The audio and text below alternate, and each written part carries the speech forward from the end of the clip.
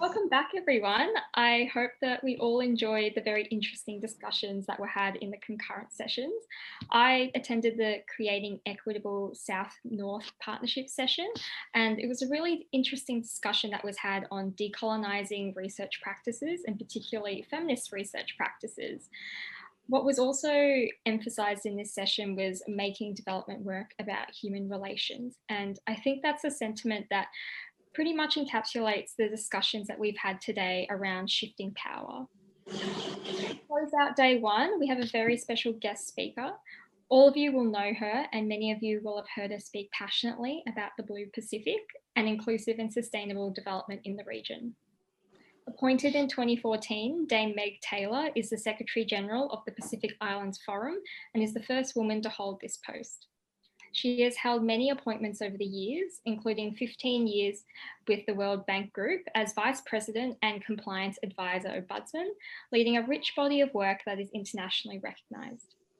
She has served on the boards of numerous companies and was also the ambassador of Papua New Guinea to the United States, Mexico, and Canada for 5 years.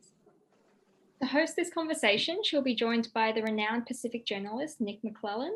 Nic is a correspondent for Ireland's Business magazine, winner of the 2020 Sean Dorney grant for Pacific journalism, and the winner of the 2015 ACFID Award for outstanding contribution to the sector.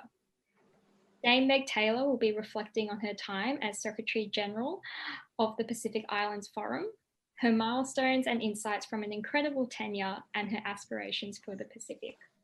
Please join me in warmly welcoming Dame Meg Taylor and Nic Maclellan.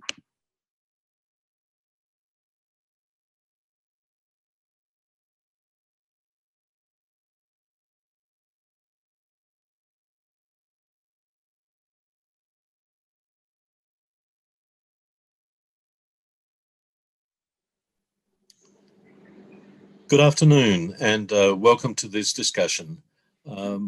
I'm broadcasting to you from Melbourne on the land of the Wurundjeri people of the Kulin Nation, and acknowledged that this land was never ceded. It's a great honour to be invited by the hosts to facilitate this discussion with Dame Meg Taylor, and wanted to talk to her about broad trends in the Pacific, how they might affect civil society organisations, and some of the outcomes and learnings of her time since her appointment, having served 2 terms as Secretary General of this main regional organisation. Dame Meg, could I put to you that we live in interesting times? Earlier this year, you spoke of the triple challenge facing the Pacific, the health impacts from the coronavirus, affecting some, though not all, Pacific Island countries, the economic impacts from border closures, the loss of tourism and remittances, but more broadly, the ongoing challenge of climate change. How do you see the interconnection of these 3 global challenges affecting island states? Well, I guess the bottom line, first of all, my apologies, as always, diving into answering a question. But let me extend my warm greetings from Suva in Fiji. A beautiful day here. I just want to say thank you for having me. And just coming back to Nic's question, what are the interconnectedness? Well, I mean, the real interconnectedness is people. It's the people in the Pacific and how it's going to impact us. And if I can start with the discussion around COVID first, I think one of the really positive initiatives for us with regard to COVID was that the countries immediately took the step to close our borders. And having done that, we've done a lot to protect our people and make sure that the COVID didn't get into some of the, particularly the smaller atoll countries. Yes, in Fiji and in Papua New Guinea, and very few number in Solomons, and some more in French Polynesia do have COVID there.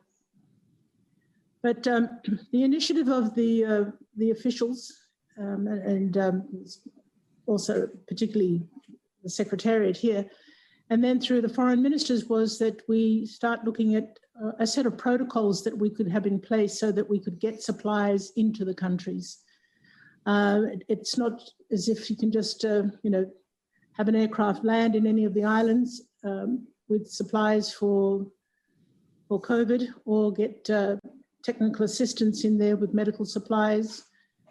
Even shipping cargo, there were issues or others. So we were able to negotiate amongst each other a set of 5 protocols, and that has stood us in good stead. We've been able to get supplies into all our countries, as well as to now make sure that we can start repatriating people from our countries back to their home islands. What we're looking at now is what we're going to do with seafarers that are stuck in other parts of the world. We have people from Kiribati, Tuvalu, who are merchant sailors, and we have a lot of people still that have not come back home. Whilst in the middle of COVID, Cyclone Harold hit. Solomon Islands, Vanuatu, Fiji and Tonga were hit. And it was a very a reminder that you can be worried about all these other things in life, but where the threat of climate change will always be with the Pacific, and is the greatest threat to our security and to our survival.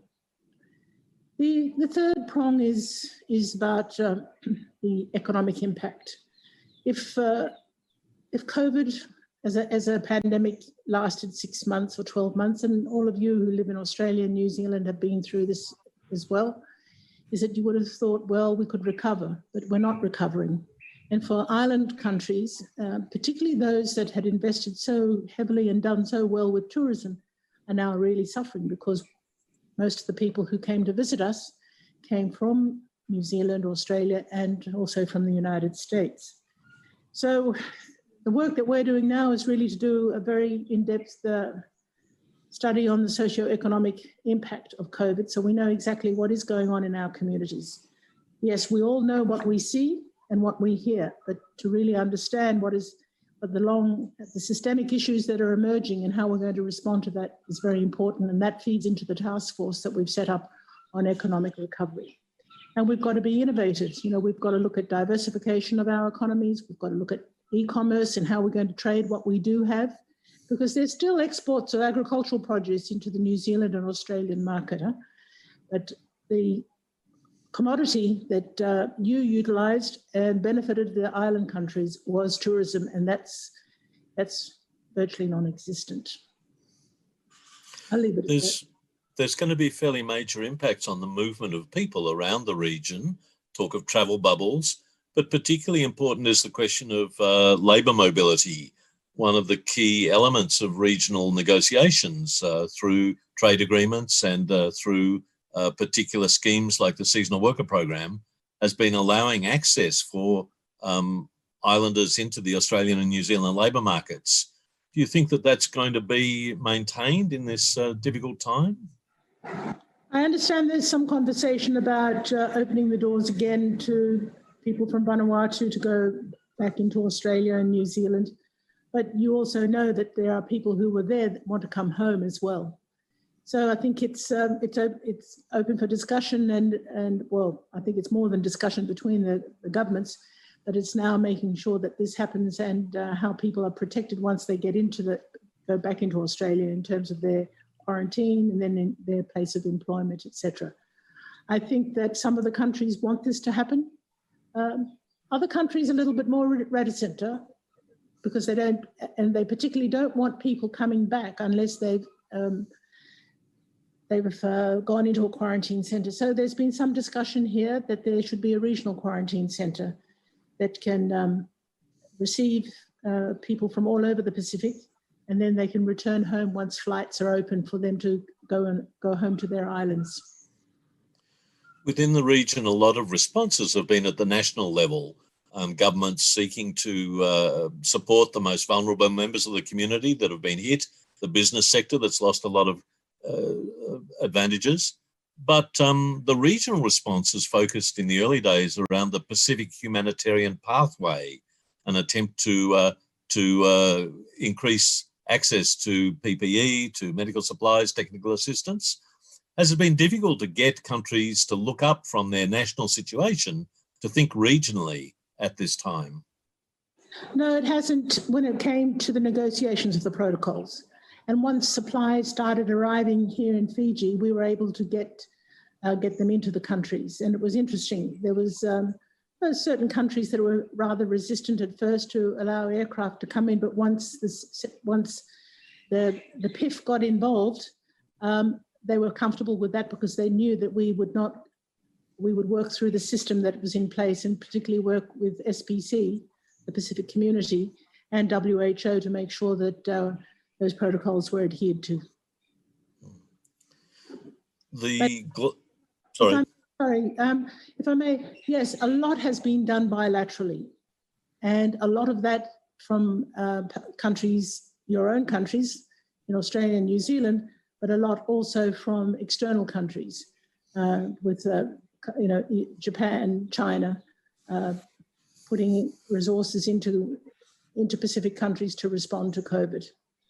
And also the multilateral banks, because the countries have gone to the banks and asked for assistance. So there's been grant assistance through IDA at the World Bank, and then and of course concessional financing. And I think one of the big concerns, not just for the Pacific small island states, but SIDS in the Caribbean as well, is that we've got to look at systems that can look at instruments that can really help us without creating more debt, because some of the banks are still expecting and charging the interest on these funds at a time that is when the countries are virtually devastated, and so debt is going to increase.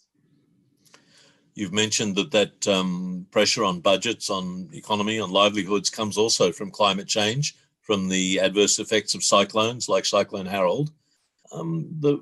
This has been a central agenda item for the region during your term of office. But the pandemic has seen the postponement of the next Conference of the Parties, scheduled for Glasgow later this year until 2021. How are Pacific governments going to respond to the ongoing priority around climate action at a time that there's been pushback on the global agenda to advance the Paris Agreement? Well, the conversations have started with the United Kingdom as the host of COP26. Amongst ourselves, the foreign ministers have had a discussion last week or the week before around climate, and particularly around the Kanakaitu Declaration and then the steps forward. And you've got the review of the nationally determined contributions. And there's a bit of a delay in the reviews, but some countries are now starting to submit them into the system. It's really important that these conversations continue. And I think the concern is that when we do get to Paris, that a lot of countries aren't going to meet their agreements. And particularly the financial agreement that was very important for small countries so that we could invest in our futures. The work in the Secretariat itself is that about 3 years ago, we started this work through the economic ministers that some of us have been very involved in, is to set up our own facility here in the region, the Pacific Resilience Facility. So a facility that would be accessible for our governments through our public financial management systems, but to really focus on reliance, so our communities can be better prepared for the climate impact and disasters, rather than waiting for a disaster or particularly a cyclonic impact, and then asking the world to help us. We've got to be much more innovative in the way we lean on our traditional knowledge from our own communities to make sure that they are prepared for what is going to happen. Now, it's a huge call right now when we know that the capital markets are really not doing so well. But we've completed the prospectus, the interim arrangements, and we want to get this to happen.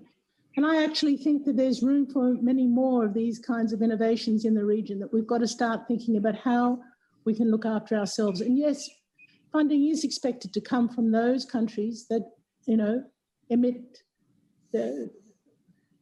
who contribute to the emissions more than we do, and to help us to be able to help ourselves through this.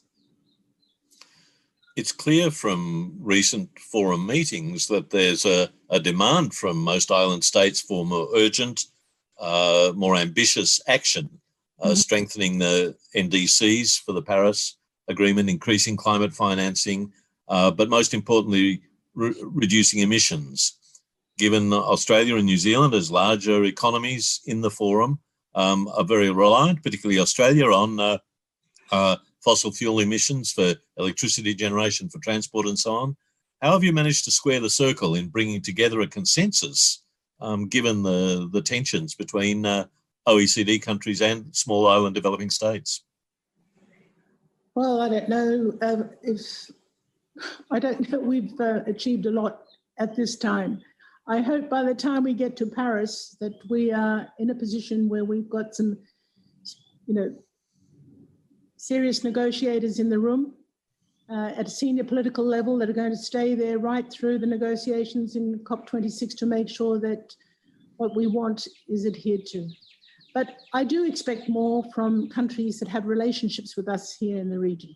And what Europe is doing, what the United States is doing, what China does, and what Australia and New Zealand do is very important for us in the Pacific. New Zealand has come out very strongly in support of the Pacific, and particularly on the Paris Agreement. China has as well.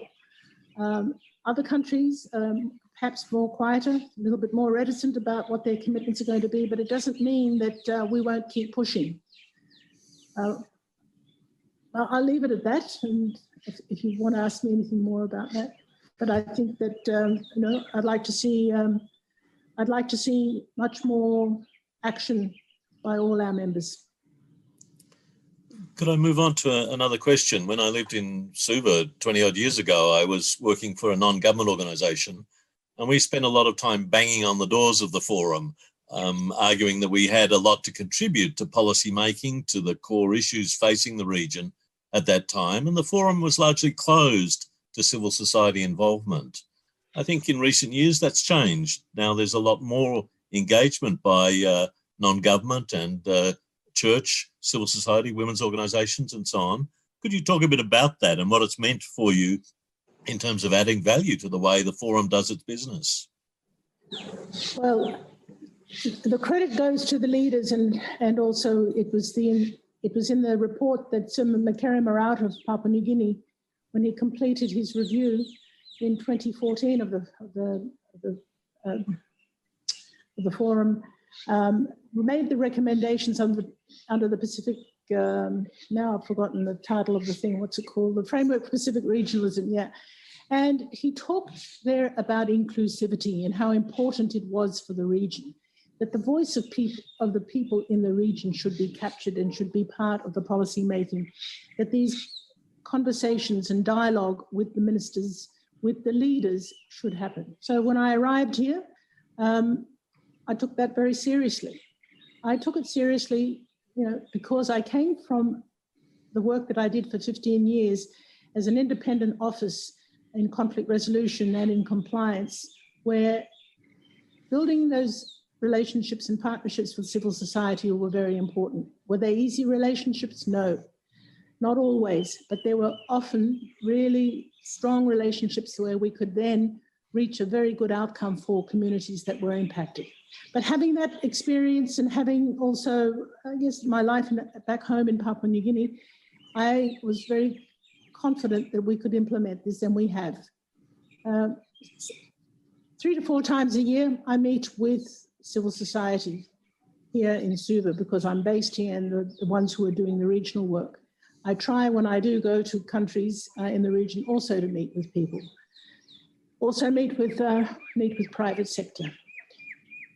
Now, civil society meet with the economic ministers and can put forward issues that are really important to them, that is within the remit of the economic ministers. Then when the leaders meet once a year, the civil society and private sector also have time separately with the leaders and bring to them the issues that they are concerned about. We also set up the specialist subcommittee on regionalism, and that opened the doors for anybody to write into the region, regional organisation, the PIFs, and put forward their suggestions on what they considered were important issues for the region. that's had a bit of it started off well, and then it's had a bit of a rocky road. I think member states, some of them are not always comfortable with having a body that they think should be their role. But as we've been doing the 2050 strategy, I was very pleased that the co-chairs and the subcommittee, Fiji, Vanuatu, and the subcommittee asked the SSCR to go back and look at all the submissions that had been written over the 5 years that had come through the SSCR, and then to look at what were the key issues that could contribute to a strategy for 2050. And that was a fascinating piece of work that I was very fortunate enough to chair of that subcommittee. And the outcomes of that was then submitted to the 2050 subcommittee. Are there issues that have really impacted on the leaders? It's one thing to get inside the tent for business or private sector, for civil society to engage with the leaders, but are there topics where that's made a difference, or is this simply window dressing? So there's been a couple that have been really important. Important in the sense that the leaders still have it on their priorities. So let's take West Papua, for instance. West Papua was discussed at the Pacific Island Forum Secretariat, but it's never been a priority of the leaders until more recently. And it still remains a priority of the leaders. And just recently, the chair of the forum on the human rights issues made a public statement of their concerns about what had not happened, that the Human Rights Commission was not able to get into Indonesia and get access into West Papua, and the concerns that the leaders still have about the human rights abuse in West Papua. The other area that people used to ask me, where on earth did this one come from? And that was cervical cancer. And that came through a letter that was written to the subcommittee, specialist subcommittee from, I think, New South Wales agency that deals in helping countries set up cervical cancer centres. And as you dug deeper, you found that a high proportion of women in the Pacific died from that. Have we been successful in the work that we've done on that? I don't think so. I think, and I'm still following up on that before I leave my post in January, because UNICEF and SPC were the ones that have been working with us much more closely, and we really need to do more to mobilise resources for that.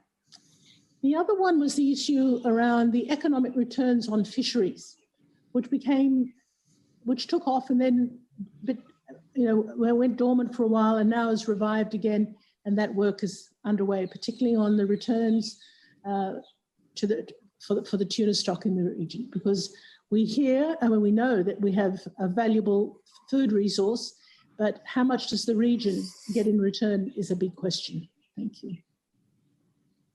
Thank you. At the 2017 forum in Pia, the host, the Prime Minister of Samoa, launched this framework of the Blue Pacific. It's a concept that encompasses quite a range of agendas. But can you talk about, the importance of the Blue Pacific as a framework and the current 2050 work that's being done to look at a long-term strategy to implement this framework? I think it's something in motion, like the waves of the Pacific. But it began as a narrative about who we are as people, and a lot of the thinking behind it, we really looked at what Apeli Haufa had written about we of the Pacific, and we are the ocean, and not just these islands that are floating around in the Pacific, not connected to each other. When people are connected to each other, the stories have a connectedness, culture. Anyway, this narrative, a narrative is interesting how it plays out when people start believing, start thinking, that's my identity and I belong there. But we wanted to take this further too, that the Blue Pacific is not just a narrative, it actually has a place, and we are an ocean continent. And that's not a new idea. When the SPC was set up in the late 40s after the Second World War, there was some writings that had talked about the seventh continent. So the Blue Pacific continent is not a new notion. The key issue that faces us now, other than climate, in my view, is to make sure that the demarcation of our maritime boundaries are all finalised, baselines are secured, and that we have some protection for our countries, particularly with the sea level rise. Now, the UNCLOS doesn't accommodate sea level rise. So what the Secretariat is doing is working now with the International Law Commission to make sure that the issues of maritime boundaries and sea level rise there'll be ways forward so that Pacific countries will be able to secure their 200-mile EEZs, and the impact of climate is not going to shift that. These agendas around the oceans, around fisheries and resources and so on, are often played out on the global stage. And one of the things that we've seen over the decade or more has been the growth of collective activity with Pacific ambassadors at the United Nations, advancing these agendas through the PASIDS, the Pacific Small Island Developing States Group. There seems to be a lot more active diplomacy with results. Fiji has chaired a conference of the parties on global climate negotiations. Fiji and Sweden co-hosted the first Global Oceans Conference, and Fiji's ambassador to the UN, Peter Thompson, is now a special envoy on the ocean for the UN Secretary General. It seems that there's been a lot more activity on the global stage in recent years. And what are the positives and negatives of that? Has it been advantageous in advancing agendas, or has there been pushback from people who don't believe that small island states should be speaking up in this way? No, SDG 14 was a concerted effort by all the Forum Island countries to make sure that we secured the oceans as an SDG. And have we done enough? Probably not. Is there more work to do? Yes. So while Ambassador Thompson covers the international, the Office of the Pacific Ocean Commissioner, the other hat that I wear with the staff that I have here, very small and not very wealthy in resources to do all that we want. But we are very involved, particularly in helping the countries and supporting them through their negotiations in biodiversity beyond national jurisdiction. And I think the important thing here is that, that within the body of our own membership, we have some really good experts of our own, young people who have really made it their life to work in oceans, and also depending on others for the science, etc. I think some of the pushback will be when we get into high seas, and this is our high seas area, but we hope that the treaty will come to a conclusion sometime. I think it's either this year or next year. I mean, this year was supposed to be the year of the ocean, so there was the UN conference, etc. This is not happening. There will be online conferences later on, but our Oceans Conference in Palau is the focus that we have, and we've put together our publications, etc., and really tried to get our countries to really think really around the ocean climate nexus and what's happening in that space, because of the CO2 absorption into the ocean, and what the consequences of that are for Pacific countries, particularly with acidification, warming of the seas, the movement of the tuna stock. All these things have implications for the lives of people in the Pacific. So that it's not something that happens in 1 year and stops. This is going to be a lifelong commitment for people in the region. The management of ocean resources has been a key part of this. One of the great success stories of the recent years has been that Pacific Island countries have gained more revenues and royalties from the fisheries stock, the tuna stock particularly, through the parties to the Nauru Agreement and other structures, Forum Fisheries Agency. But some exploitation issues around resources are more controversial, seabed mining particularly, and many civil society groups have raised concern about the potential environmental impacts of seabed mining, and also the way in which the benefits and revenues from that will be shared.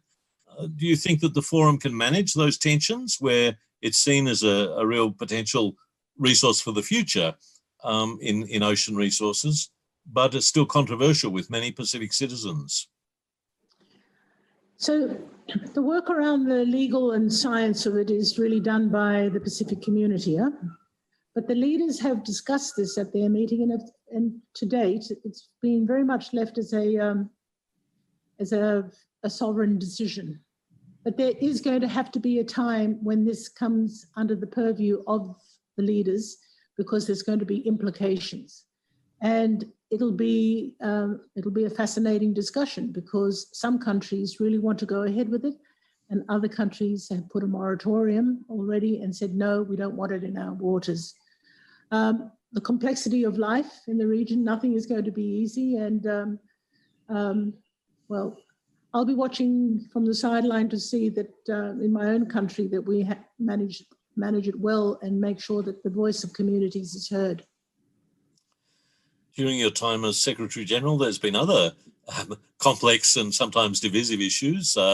Thinking about some of the geopolitical tensions, I've, as a reporter, been at Pacific Island Forum meetings where the issue of China and Taiwan has taken up an enormous amount of time and energy, both for participants in the meeting and those on the surrounds. Given that some forum members are aligned with Taiwan politically and diplomatically, many others are closer to China, how have you managed to walk that tightrope as the head of a secretariat that must represent all its members? It's an agreement that we refer to as the 1992 agreement, which is the agreement of the forum leaders that they recognise the countries that have diplomatic relations with Taiwan, and the countries that, of course, have relationships with China. And as Secretary General, I don't discriminate. My job is to make sure that when an appointment is sought, or where Taiwan or China wants to assist, that room is given. I think the greater issue for the region is that there's an emergence now very much of alignments, and those alignments along the Indo-Pacific alignment that Australia and New Zealand are a part of, and then you've got China on one side. And what always impresses me is just the amazing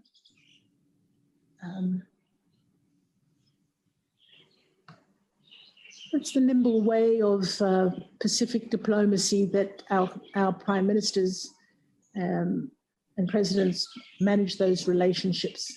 We don't belong to anybody, we belong to ourselves. Yes, there will be times when we will call on one and they will call on us, and we will call on the other.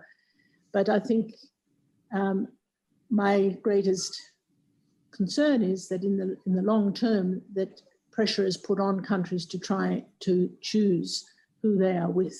And I don't think that should ever be asked of our leadership. I think they're very skillful at the way they manage all these different interest groups. And I know that people beyond the Pacific think that, oh, well, those Pacific Islanders really wouldn't have a clue. And I'm being very frank here. I think they've got a lot of clues, and they really know how to maneuver relationships, because it's part of life in the Pacific. You build relationships, you build obligations, you receive, you give, and you build long-term relationships. And I think this has been, to date, a skill that our leaders have had, and I wish them all very well for the future. You mentioned the framework, the Indo-Pacific.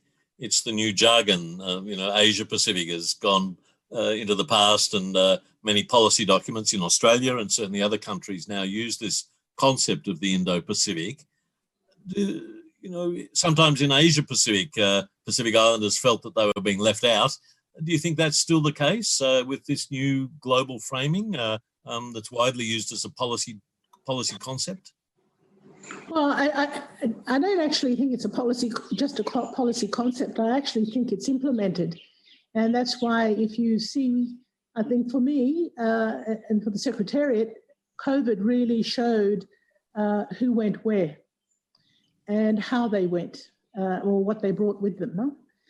There were certain powers that are part of the Indo-Pacific that we hadn't seen for a long time. And all of a sudden, trying to pick up a real presence in the Southern Pacific. I think that bilateralism became much more important, and regionalism was relegated. And that is the concern that I have about the future. The Forum, Pacific Islands Forum, has a lot of what are called forum dialogue partners. I think there's 18 countries that are involved, also a number of multilateral organisations, the Commonwealth, the World Bank and so on. Meetings are very crowded. There's a whole range of agendas. There are long-standing players in the region, the United States, France, Japan, a lot more mid-level powers, more active and eager to engage with the Pacific Islands, recognising its strategic and economic significance. Are you finding that the region, and particularly the smaller island countries, are finding the complexity of the global agenda and increasing geopolitical tension compromising the way in which decisions get made and the priority given to local agendas? You know, this is going to sound awful, but I think COVID was a reprieve. It helped everybody to stay home on the islands that we're living on. A lot more work has certainly happened for us because not having to run to catch a plane to somewhere else or to another meeting. And I think the big question that people ask is, was it all that necessary for us to be going to all these meetings, and what did we really get out of it? Because often those agendas for these meetings are set for countries that want to call them for their own purposes, and not so much for the smaller countries that attend these meetings. I think prioritising what we do in the region is going to be very, very important. What is necessary and what isn't necessary. With COVID, there's been a huge economic downturn, so we can't do everything, and we won't be going to all these meetings. But we are very busy in front of the screen, like you all are, with a lot of dialogues and conversations with countries wanting to know what they can do in the region and do it better. But in the conversations that we've had of late, I think one of the disappointing factors for me is that a lot of it is really driven by bilateral interventions. And our governments would say, but that's all right, it's coming to us and we're making use of it. But in the long term, you've got to invest in what is the common good. What is the common good that then you take to the international arena, and how you drive that through organisations where you can leverage the power of the group, whether it's the Pacific SIDS or SIDS with the Caribbean and those in the Indian Ocean together, that the case for us is different from other parts of the world and to be heard. Now, when we do see lots of people or different governments that used to come through here is when they all want the votes at the UN. Because if you look at the votes of the SIDS in the UN, it's a substantial number of countries from the Caribbean and the Pacific. And then that's when it matters. But it's the long-term investment in the Pacific. What is going to be that long-term investment? As I leave my role here as Secretary General, I think one of the disappointing factors for me, and perhaps COVID attributed to this, and that is that I wanted to see a region that was much more self-reliant. And I think COVID has put us back a long way, but we will have to turn that into an opportunity. Look at how we diversify our economies to support our people, make sure that the health systems in all our countries can serve our people so that we are not afraid. And I think most of all is to start looking for solutions that we can provide for ourselves. And this is why the digital economy is going to be so important for us. So, I mean, questions in the audience maybe, well, gee, what can the Pacific market that we can't get in other places? Well, that's part of the challenge of of looking at, in diversification, what are the crops that we can grow that can go to other parts of the world that you can't grow. I've been fascinated about what's been happening in Africa, in Rwanda, in Ethiopia, and parts of Southern Africa, really how they've been able to use COVID, build their airlines, export the products that local people are growing to China, and earning an income so that at least that they're supporting themselves and not always just depending on handouts. You talked about self-reliance. From your perspective, even before the pandemic, what has this culture meant for grassroots people? In some of my interviews, I've talked with people who are involved in food production, and they've said that there are both costs and benefits from the closure of borders.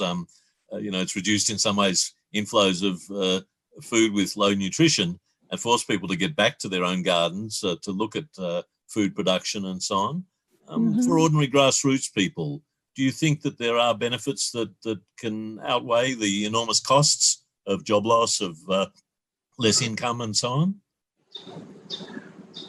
Well, I mean, I live in Viti Levu, and I travel to the west, and I've traveled to Bottom Levu in the north.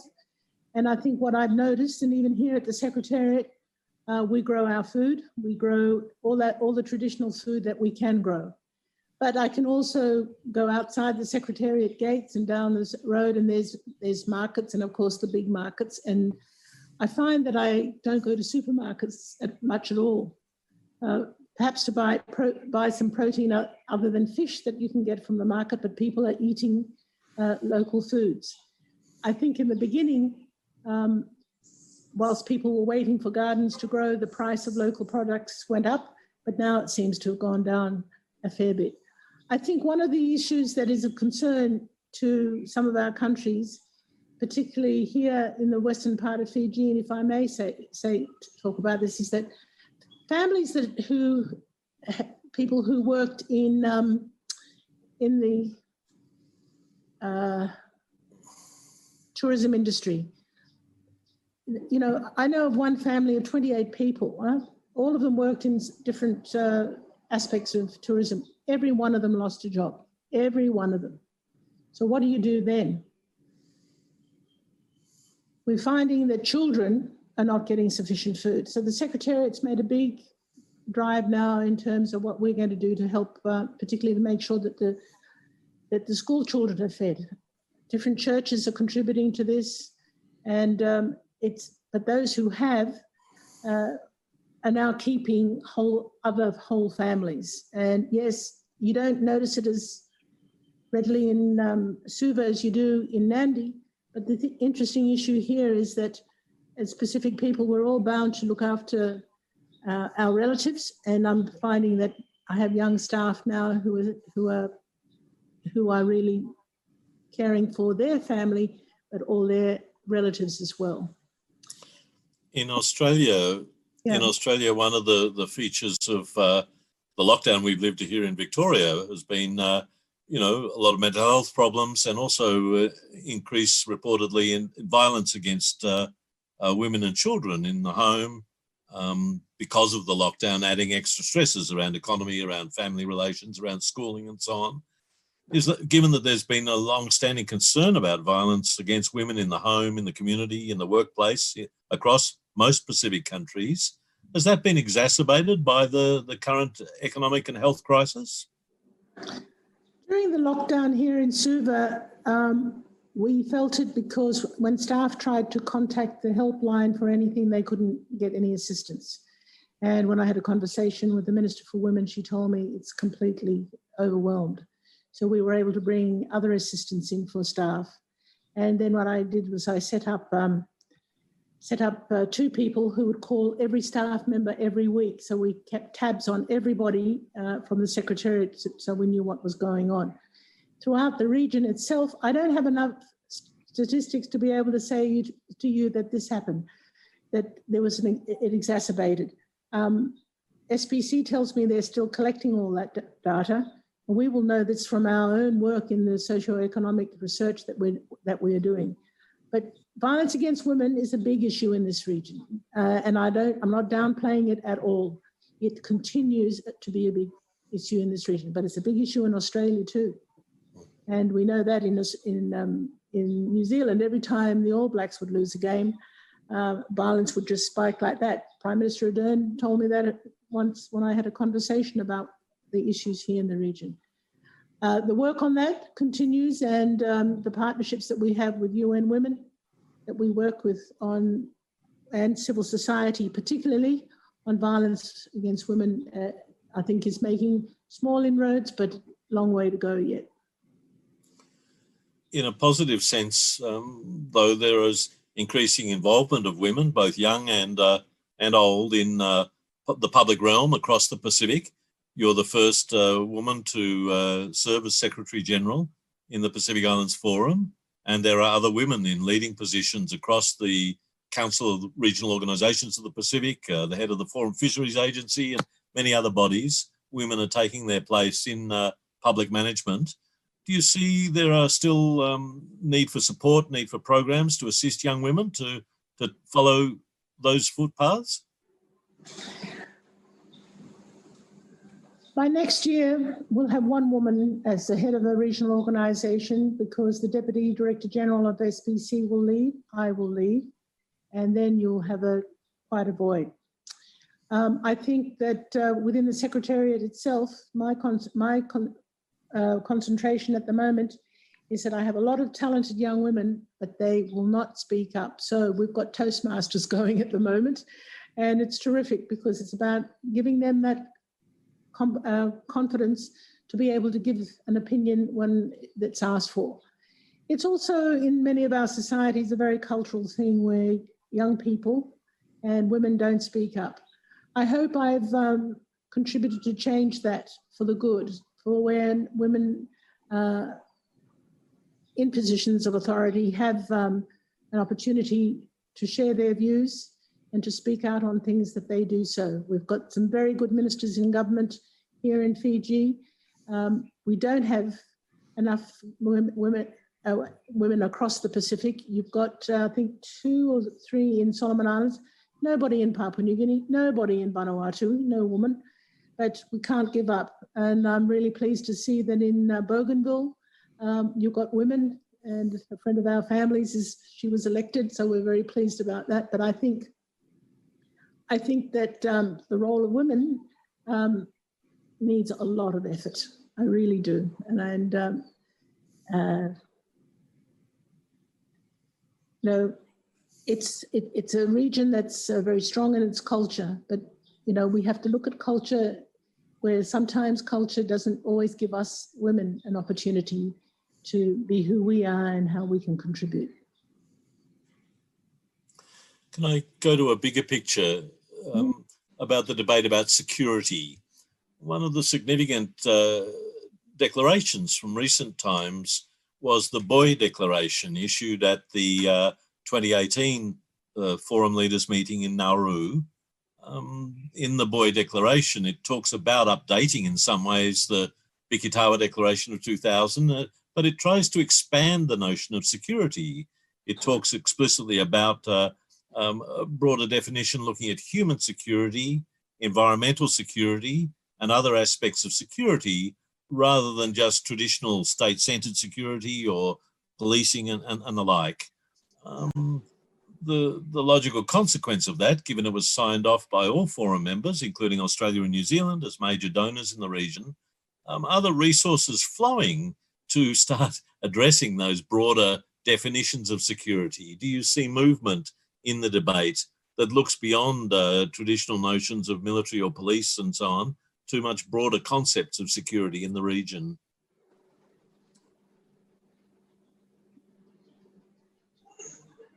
There are the dialogues around the security issues, particularly with the police, particularly on the movement of drugs through the region. Yes, there are resources that are being poured into that. There are the patrol boats that Australia has contributed to the region to make sure that we have safer waters. But we are seeing, particularly earlier this year, we saw a big increase in drugs moving through the region. where Fiji started blocking drugs coming from South America. The diversion was through to the north, through Asia, and then down through Papua New Guinea, etc. So yes, there's a lot of work going on in that sphere. Can I give you succinct details on everything? No, I can't. The other area that we really want to focus on is also on cybersecurity. That has been raised by the bigger countries in the region, that what the threat could be, because they understand. They've had it, I think in Australia, wasn't it the Australian Parliament at one point was shut down because of that? But the human security also applies to how we approach what happens in terms of climatic impact as well.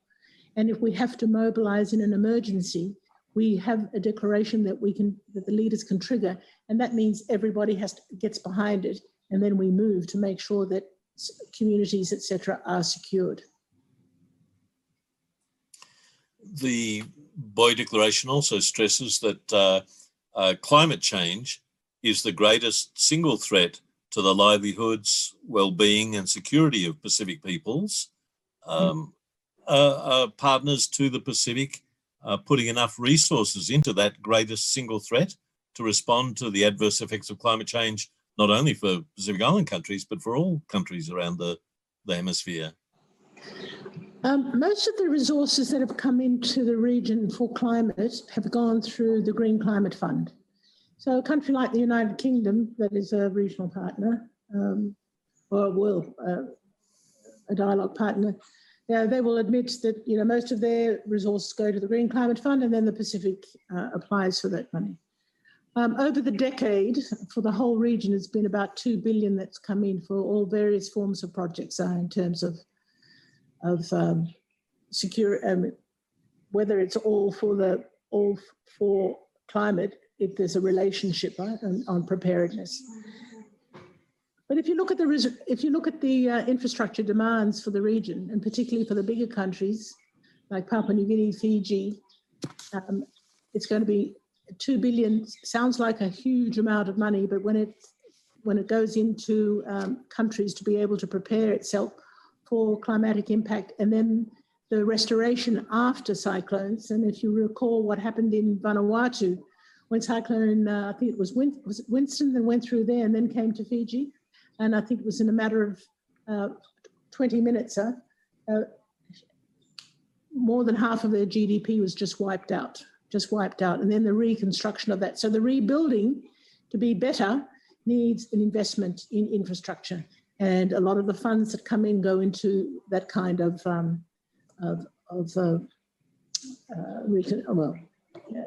those kinds of projects.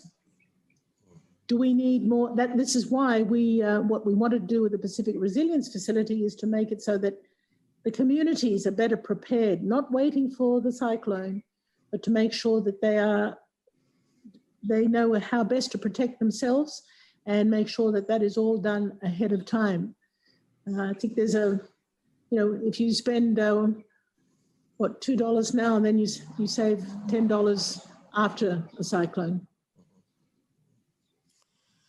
These sorts of debates about contribution of donors become quite political at a time of geopolitical competition in the region. Our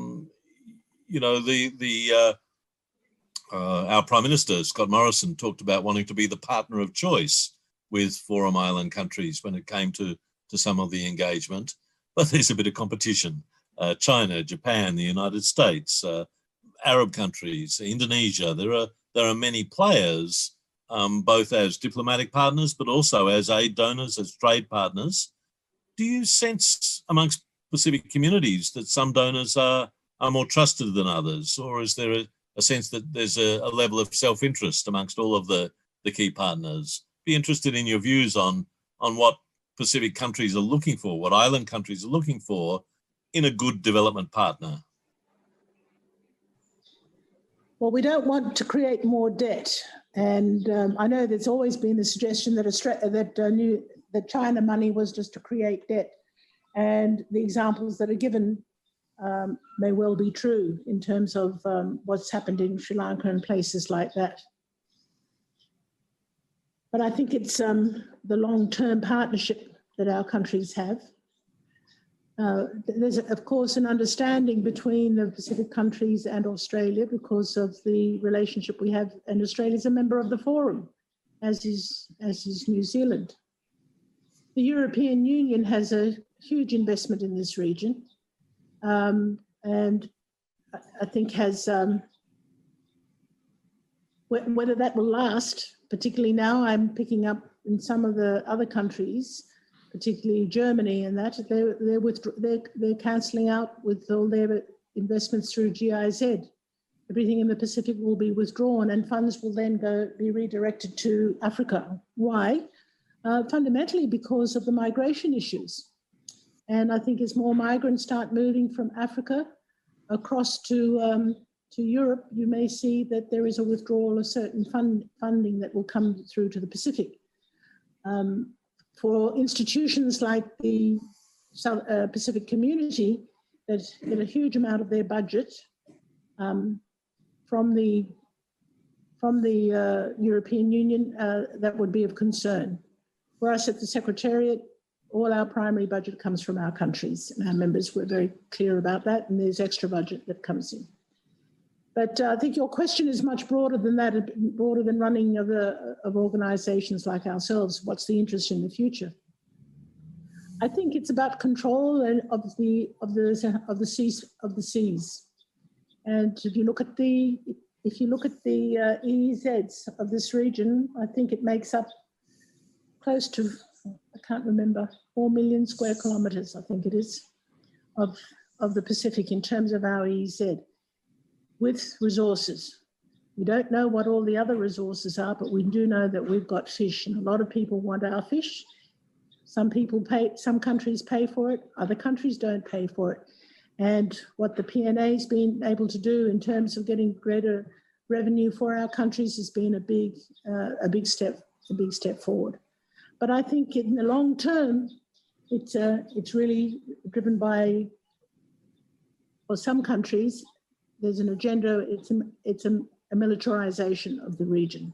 For others, it's about securing relationships for trade, but also, and yes, and our trade is small, I know, but it's also to secure that influence, so to have access to the seas and to be able to move in and out of here, and also to have bases or places where they can bring their vessels, seaports along the way. Some politicians and academics in Australia have proposed a sort of trade-off, that a level of strategic denial, security arrangements might come through a compact, which would give security protection for Australia and New Zealand, but allow migration or citizenship rights, pathways to citizenship in Australia and New Zealand. Do you think that island countries would value such a trade-off? Well, I think that there are individuals that may want to do that. I don't know if island countries want to give up their sovereignty. And I think this is part of the argument around the maritime boundaries, that you secure your maritime boundaries. And if that is, through a legal framework that you can secure even if in generations and generations to come, there is no longer certain islands that the sovereign space is still recognised. People may say, okay, we will move. But there's been some very interesting survey we've been doing as part of the 2050 strategy, is asking people, why do you want these people who are saying, we want to be skilled, we want to learn our skills, but we want to be able to do it in the region. So it's not as if everybody wants to pack up from island homes and all move to Australia and New Zealand. I mean, you look at a country like Kiribati, for instance. It's very interesting if you visit Kiribati now, the complete change of narrative, but mindset. Yes, vulnerable for climate impact, but a country, tenacious people, well-skilled as mariners, and have also said, I'm not going anywhere because I have been given the stewardship of my region, of my ocean here. And the largest EEZ, one of the largest in the world. And one could argue, oh, well, that's all very well, but it's very naive, and we're offering you opportunities in developed countries with education, this, and that. There may come a time when people will have those conversations. Will it be in the next decade? I don't think so. Beyond that, maybe. But I think if people had a choice that I could stay at home, I could do what I want to do at home, and maybe one of the countries will come along and say, well, we'll help you build up your islands, then I'll be looking at them for partners. This is already starting to happen. We're just only a couple of minutes before we end our time. My final question is to ask for your reflections on the concept about self-determination. This drives a lot of conversation, obviously, in places like New Caledonia, still under colonial administration, in places like Bougainville and West Papua. But I wonder if you could just, in the remaining minute or so, talk to us a little bit about what self-determination means for you in the 21st century. Well, it means exactly what it says. I defined that who I am through my country. I make the choice of the direction of my country, of my peoples. And if I want to live as an independent state, then I live as an independent state. And I think there are many communities in the region that want that, and they're going to be the defining moments for this region. It's a tenet of the Pacific Island Forum, and that from the very beginning was self-determination. That's how my country became independent, with the support of other countries in the region that had already got independence, who came to us and gave us their support and helped us prepare for it. So I hope to see that in many parts of the Pacific. So Meg, thank you very much for sharing with us this afternoon. We appreciate that you've got a busy schedule with the forthcoming virtual forum leaders meeting soon. One of the key agenda items is to decide on your successor. You'll be working until the end of the year, into January, but we thank you very much for sharing with an audience from groups across the Pacific, Australia, New Zealand, and we look forward to hearing from you again in the remaining weeks of your time in office. And thank you very much for sharing with us this afternoon. Thank you, Nic, and let me say thank you to you all, but particularly to the Pacific civil society who've, from the very beginning, were my support. Thank you. And Dame Meg, on behalf of all the organisers, PIANGO, SID in New Zealand and ACFID in Australia, we are very honoured to have you share this hour with us.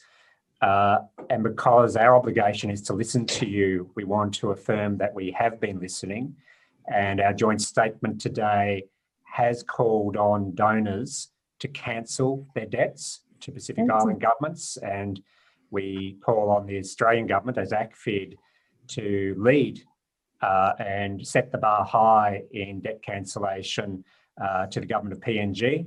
Interest rates are very low at the moment, so it's not a great cost to Australia, but those debt repayments is expenditure foregone in budget for health and education of the citizens of PNG. And so that's why we hear your call. And also all of the organisers hear the Pacific Island Forum's call to have a credible pathway for zero net emissions by 2050. And again, as an Australian civil society organisation, we join with the National Farmers Federation here and the Business Council of Australia in calling on the Australian government to have a credible pathway for zero net emissions and to announce that by the end of this year.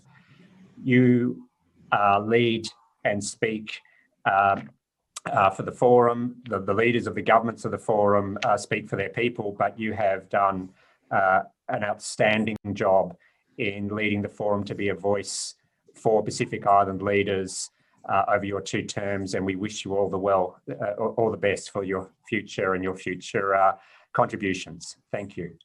Thank you very much, Mark, and I'm sure I'll bump into many of you over time.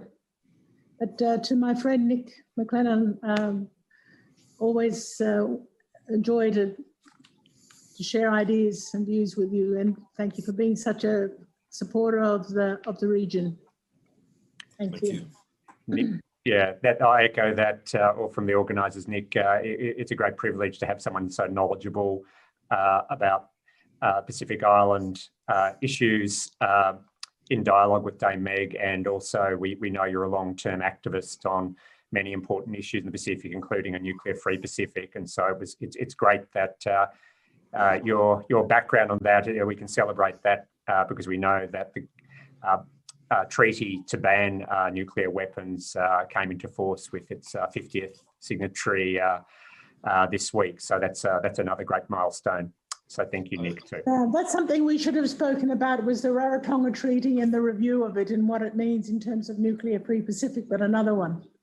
Well, I think it's worth noting that the Treaty on the Prohibition of Nuclear Weapons entered into force with will enter into force with 50 ratifications, and 10 of those 50 came from members of the Pacific Islands Forum.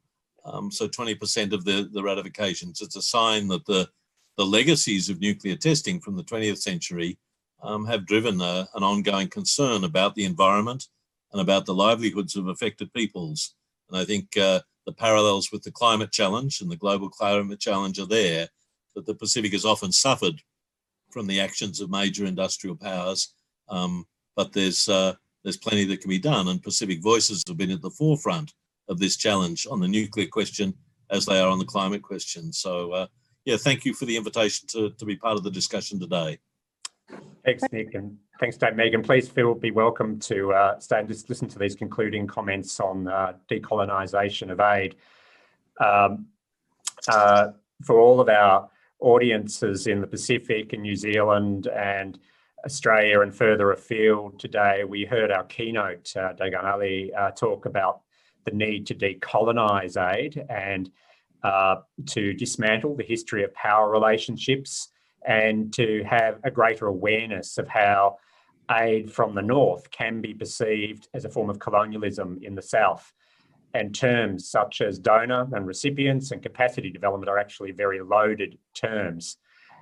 We also heard her message around people needing to be at the centre of driving their own development.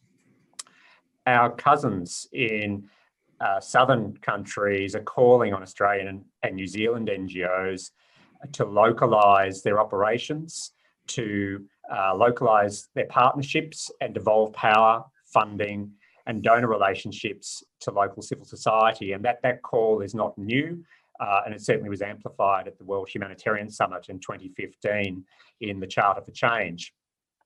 Additionally, we have seen the rise of a movement in the international development sector in response to Black Lives Matter, which has groups such as Charity So White calling on international NGOs to prioritise candid and honest conversations around racism, to acknowledge racism within the sector and within organisations, and to commit tackling institutional racism within organisations in the sector. And for many of us, that's going to be very confronting in Australia and New Zealand. But we need to be mindful that bodies, for example, like the Australian Human Rights Commission, have got a lot of research and a lot of tools, in fact, to deal with indirect racism. So this is when organisations are operating on the surface of a value of equity and equality and that there's equal access, but actually the behaviours are not playing out that way, and actually on the basis of ethnicity, people can be denied and are being denied opportunities. So this means that good intentions are not enough. We do need to actively look at the way that we are operating at this time. We're being called upon this very urgently, both from our the people that and the organisations we're working with in the South, but also from groups within Australia and New Zealand that are rightly perceiving that there are institutional barriers. We need to do several things, we believe, here in ACFID, and so I'm foreshadowing that for our organisation, we'll be bringing a resolution to our annual general meeting in a month's time, which does actually tackle this very important and difficult issues. But there's a couple of things that we can consider doing. And the first is we need to look at the composition of our leadership and our boards and its participation with people from developing countries. If we look at the transition that disabled persons organisations or Aboriginal and Torres Strait Islander organisations have made over the last 4 decades here in Australia, it's gone from a predominantly white leadership with people without disabilities or people from a non-Indigenous background to those organisations being rightfully led and governed by people with disabilities, and also that they're Aboriginal controlled organisations. Our sector works in cultures and societies of many different ethnicities, and yet if we look at the composition of our governance of Australian NGOs working internationally, we do not reflect that participation. We do not have that participation of people from other cultures in the leadership and the governance.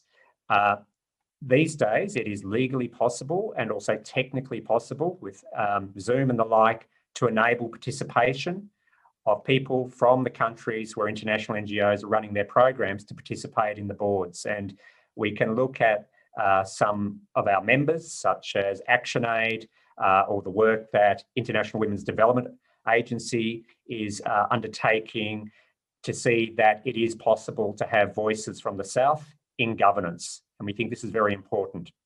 Secondly, it's very important to reflect the diversity of the Australian and the New Zealand communities at all levels of an organisation. In the Australian context, 49% of Australians are either born overseas or are first generation. They are the children of people born overseas. But we don't see that diversity reflected again, either at the governance, in the executive management, or throughout the staffing of composition of our organisations. And this matters.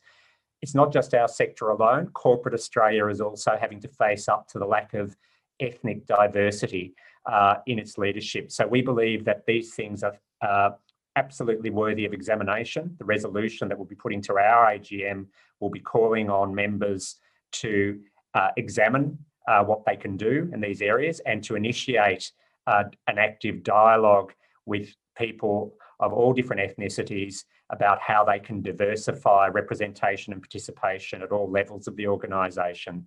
So again, from Australia as one of the co-hosts, where we're saying this is part of our response and our listening to the need to decolonise aid and development. And then finally, in the Australian context, we are behind our cousins in New Zealand in terms of recognition of Indigenous Australians. And for Australia and for Australian international NGOs, some of which work with Indigenous communities here in Australia, we must support Aboriginal and Torres Strait Islanders in their struggle for Makarrata, for treaty. And 3 years ago, we had a very momentous event here in Australia, the Uluru Statement of the Heart. And I just want to conclude by reading some parts of that. The concluding part, which is from Aboriginal and Torres Strait Islander leaders calling on all Australians, but our governments, to respond in seeking, quote, constitutional reforms to empower our people to take a rightful place in our own country. When we have power over our destiny, our children will flourish. They will walk in two worlds and their culture will be a gift to the country. We call for the establishment of a First Nations voice enshrined in the Constitution. Makarrata is the culmination of our agenda, the coming together after a struggle. It captures our aspirations for a fair and truthful relationship with the people of Australia and a better future for our children based on justice and self-determination. We seek a Makarrata Commission to supervise a process of agreement making between governments and First Nations and truth-telling about our history. In 1967, we were counted. In 2017, we seek to be heard. We leave base camp and start our trek across this vast country. We invite you to walk with us in the movement of the Australian people for a better future. When Australia truly decolonises and recognises Makarrata, then we'll also be able to have truly decolonised aid. Thank you, delegates. Thank you, representatives from all regions for participating. We'll be starting tomorrow morning at 8 a.m. and we'll have an address by Minister Hawke, the Minister for International Development in Australia. So I ask you to tune in bright and early at 8 o'clock Australian time and in the various time zones that you're located in. Thank you everyone for your participation today. Thank you, Mark. I think a lot of what you said, or all of what you said, really was very poignant, and it's promising to see the sector take tangible steps forward on what is a really complex issue. So thank you for that. Thank you to everyone who has joined us today. That's day one over and done with. I just wanted to quickly share a few of my reflections on what has been discussed today, the main themes that we've gone over. So I think what has stood out to me today has been some of the hard truths that we have been faced with as a sector, especially for institutions that have been steeped in colonial history and continue to practice neo-colonial practices in the structures that we operate in. With what has been discussed today in examining the state of the sector in the region, this year appears to be the year where everything is on the table to be reevaluated and to be reimagined, from what our partnerships and relationships look like, to financing and development, to how decisions are made. What sits at the core of these issues is an inherent power imbalance. And because of this power imbalance, it's unfathomable to think that aid and development is anything but inherently political. I think it's also important to remember that structures and institutions aren't arbitrary things that exist in a vacuum, but they are upheld and strengthened by people. So in this sense, people have power. If we have the power to uphold these structures and institutions, it also means that we have the power to fundamentally alter how we govern our relationships, how we interact with one another, and how we build movements of solidarity. It's integral that when we do talk about shifting power, it's as we've done so today and will continue to do so for the rest of the week, it's important to acknowledge that what this really means is the ceding of power by creating spaces for marginalised groups to be self-determining and to be autonomous. Ceding power means holding ourselves accountable, both within our organisations and as a broader sector. And as we seek to reimagine the pathway forward to achieving the SDGs in 2030, marginalised groups, such as young people, will be integral in addressing structural injustices that disempower us in order to achieve self-determination. I'm going to take this opportunity today to make a direct plea to everyone who is dialing in today from across the region and from across the world. Value young people as instrumental and influential agents of change. As I said this morning, young people aren't the leaders of tomorrow, we're the leaders of the present. We're the leaders of today.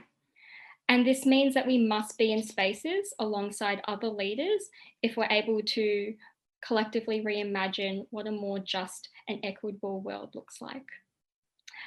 I want to give a quick shout out to some of the sessions that Oaktree is involved in for the rest of the conference. So tomorrow, concurrent 2.5, we'll be looking at dissecting what race, diversity and inclusion looks like in the sector. So very pertinent to what we've touched on today and especially what Mark touched on just earlier.